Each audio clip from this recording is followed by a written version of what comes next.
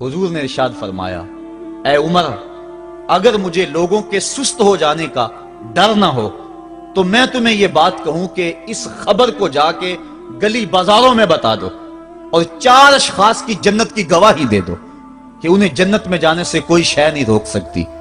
عرض کی حضور کون کون؟ فرمایا، ایک وہ عورت جس نے اپنی ساری محبتیں اپنے خامد پہ نچھاور کر دیں اور وہ اس حال میں مری کہ اس کا خامد اس پہ راضی تھا۔